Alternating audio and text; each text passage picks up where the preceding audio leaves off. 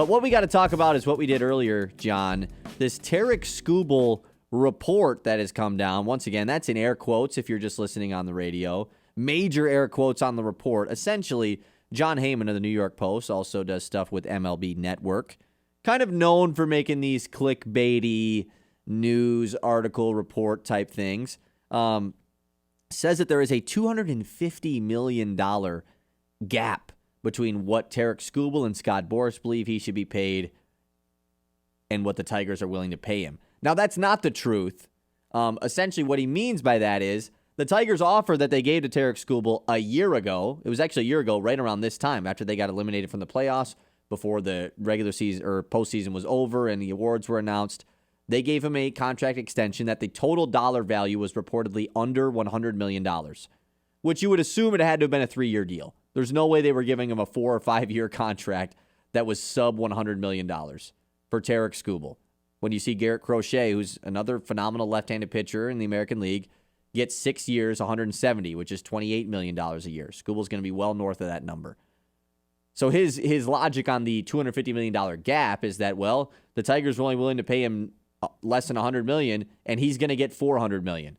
That sounds like a $300 million gap to me, which is unreal to even think about. But nonetheless, this just sparks the conversation of something we're going to have to talk about all offseason. Will the Tigers actually even consider trading Tarik Skubal? All these other trades where we see star pitchers get moved in the offseason a year before their contract is up, which this does happen. The Brewers did it with Corbin Burns, and it worked out for them. Corbin Burns didn't even end up signing an extension with the team he got traded to. Next thing you know, he's in Arizona, and we haven't talked about Corbin Burns in some years. Garrett Crochet, who's set to become a free agent at the time, the same time as Tarik Skubal, got traded from the White Sox to the Red Sox, got paid right away. There's something that these teams do. The difference is Tarik Skubal's a level above those guys.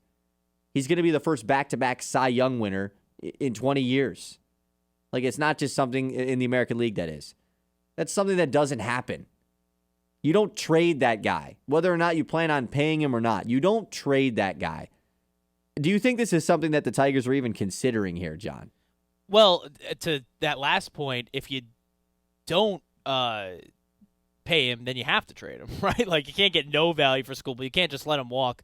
But what's the option? Why is there not an option of, we recognize we're not going to pay Tarik Skubal, but we also recognize that this is our best chance to win the World Series? And you make moves for this upcoming season as a go all in, win it this year type of move. Is that more respectable than just what they currently are doing, not giving the people any insight on what's going on? Well, you don't have to. You don't owe the people that. You might disagree with that. You're right. That's what, and then if you do agree with that, then that's what Boras is doing. He's giving insight to the people. He's doing it through the media, which is how agents make their mark. Because you can't just, as an agency, if you're Scott Boras, say, "Hey Detroit fans, Ilitch wanted a 3-year or a 4-year, $100 million deal." A couple pizza coupons too, but that was it for Skubal. A couple crazy breads. Yeah, when it was coming out of last year. You can't just go out and say that. So you report it through Heyman in the media. But this is how I quantify it, Kyle. I know from a fan frustration point, it's like, no, when you have him, then make trades to prop him up, and you have him for a year. You're not in the business of winning if you don't want to extend him. That's where it ends. So don't make those trades with the vision that's already past him, because you've already, with your vision of the future, he's not in it. Now, I said it yesterday. I still think that, Ilitch wants to win to an extent. It's not moving heaven and earth. It's putting, it's not putting them in terms of the payroll with the Yankees, Dodgers, and, what have you in terms of the brass of Major League Baseball. And he's going to be more hesitant to give out this deal than maybe past years because of the CBA and what looms with it when it expires on December 1st of 2026. So all of that is in the mind frame too. But to go to the point of, we're not going to sign him, this is his last year, let's go all in, great. But if you care about winning, you give him the long-term deal. And if you're not going to extend him, and that's a known fact, then you do get him at the deadline, and you trade him for the cheaper options and hope that you can couple, along with already what is the number one farm system in baseball, other options that could fill the gap. Of course, You don't need to fill the gap because you have him. Yeah. So sign him. And he's the best pitcher in baseball. This is one thing, too, when you're talking about contract negotiations and why you have to pony up. It's not even a debate. Because when guys win Cy Youngs, guys win an ERA title, there's sometimes, and it's been over the last couple of years, there's debates about who the best pitcher is in baseball right now. And in the current landscape, even with a guy who's a two-way player in Ohtani, you still have Judge, who had an incredible season, Cal Raleigh, who did what he did as a catcher, where it's like, all right, who's the best player? I still think for my money it's Ohtani, but you could at least have a debate or at least sample the fact that Judge and Ohtani, Judge and Raleigh are insane in their own right too.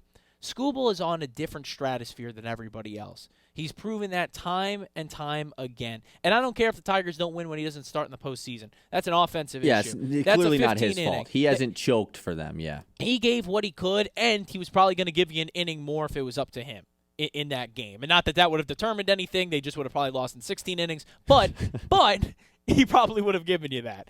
So you have to pay him. And if you're the ownership and want to make the move publicly or the statement and be transparent with the fans, like you said, Kyle, to say that we're not going to do that, then I don't want you competing either. That's a slap in the face. You're kind of then resetting as a franchise. And I know it's drastic or it sounds dramatic, but the Tigers have the best pitcher in baseball. You sign him.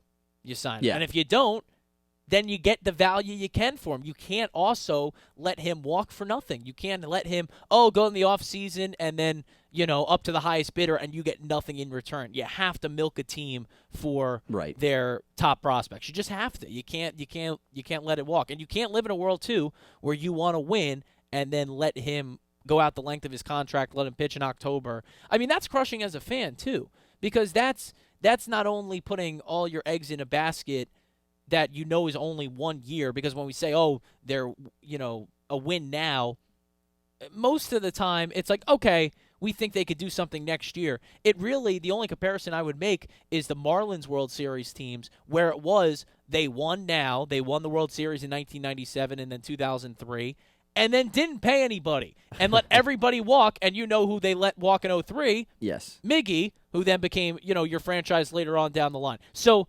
if you do that, it's a slap in the face of the fans. If you make and I know, we're just talking hypothetical here, but if you make that collective decision that you're not going to sign him, then you have to trade him at the deadline, in my opinion, at least. But again, there's a lot to go. There's a long off season to go. Just know, Boras isn't in the business of giving discounts. No coupons from him. Yeah, no free hot and ready deals going to be persuading Scott Boras in his deal. No. Yeah, I mean, look, I'm with you. It's very frustrating because I'm with the fact you got to pay Tarik Skubal. There's no doubt about that. The issue is I'm realistic, and I've heard all the quotes that have been said from Scott Harris and Chris Ilitch when asked about this. They're afraid to talk about it because they know the truth. They don't care what the fans think. Of course they don't. Why would they? Every time they've been asked about this, it's like, well, we're focused on the task at hand. We're focused on the games in front of us. They got asked about it postseason after they'd already lost, so they can't use the whole, we're focused on the games we're playing right now. We're excited about the future of this team. We feel really good about the future of this core. Okay, what about Tarik Skubal? I can't talk about that. I can't talk about trades. You can talk about it. There's no rule says Scott Harris can't talk about the Tarik Skubal situation. But he'll tell the people that he can't because they're afraid to discuss it. And that's what's so frustrating to me. Go ahead. You do this with Ben, too. Why are we pitting this on Harris at all? No, you're right. This right. is something it's an Ilitch thing. I will never agree with. It's Ilitch's the unwillingness to pay combined with Scott Harris's love for prospects. That's what's got that's why I tie him in with this. But you guys do that too. Why does Harris love the prospects? Because that's all he talks about. Every time they ask him about the current roster that's on the team, he's like, "Yeah, we're good right now, but think about in 2026 how good we're going to be." But why does he do that? Because he thinks they're going to be really good, and it's the future of this team. Because they know they're not going to pay anyone. The last point, that's the only point. He has to believe in the prospects because he knows so he's saddled. Like I look at him as the messenger with all of this. Like, he's Harris is too in love with the prospects. What else is he supposed to do? oh, No, this you're future right. stinks, and we're not gonna and we're not gonna sign anybody. Like, no, he's got to believe in the prospects, and they're worthy of believing too. Like, even if this team spent a lot or didn't spend or spent even less than they do, the prospects pool is amazing. They're the top one in baseball. Them and the Dodgers, depending on the publication, Yeah, the it's outlet. top heavy for sure. But yes. they are sensational players, and they're going to be. But even if they weren't, even if they were maybe overrated, Harris has to say he loves them, because what is he supposed to do? That is the future of the team. And when he's going into trade deadlines, when you have an owner that's not spending Yankees, Dodgers, Mets, Padres money, but want to compete with those teams, you have to value the prospects first. It's just the model of how you have to do things. Right. So I get it. You know, you guys always put into the chart of blame, the blame pie, Harris. I don't blame Harris at all. I know that might say I think I he's a lean great more with general you than Ben manager. does. Ben is pretty always blaming Harris for everything, and I see your perspective, but I don't know. I just find it. I mean, I get it. Like, there's nothing else he can say. Like, it's just frustrating to hear that it's just you're just conceding like that, you know? Mm-hmm. And he's the guy who has to come out and say it too. Right. Right? Like, yeah, he'll just have to say ideally anything. the owner should, but no, he hires Harris to deal with the baseball moves because that's his job. But it's it's a tough proposition because, again, you could say the misfires from Harris and giving $15 million to who is the guy who didn't throw this year? Alex Cobb. Yeah, Cobb. Like, I get it, but he is such a small margin and margin of error. I just don't pin a lot of it, if at all, on him. I just don't. And I'll end this here. I don't really think that there's a world where they can trade Tarik Skubal. I understand you can't just let him walk for nothing, but it would destroy this fan base if Tarik Skubal got dealt. If he leaves in free agency a year from now, we can look back and complain about how they got nothing for him. But to move him when your best chance of winning a World Series is now, who cares about the future? That would destroy this fan base. Did it destroy the fan base when they moved off Verlander and Scherzer? They were headed to a rebuild. They're not headed to a rebuild now. And they moved off of them at different times, too. I think that's also, like, I mean, when they lost Scherzer, it was like, okay, they can still the roster's still really good. They can still compete without Scherzer.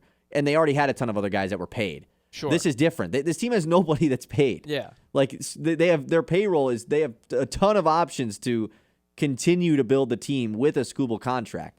That's a different situation. I think that's fair. Okay. Mm-hmm. Like, the fan base was hurt when they lost Scherzer, for sure. But it's like, okay, we still have Verlander. We still have Cabrera. We still have Martinez. We still have these younger guys in JD and Nick Castellanos that we think are going to be really good for us. Like, the Tigers just have the young guys that nobody's paid. You have Torkelson. You're right. They don't have Miggy. Come on. They don't have Verlander. Come on. School doesn't have another superstar with him. It's just him. Okay, let us know. 989-837-6125. We'll close the Tarik Skubal conversation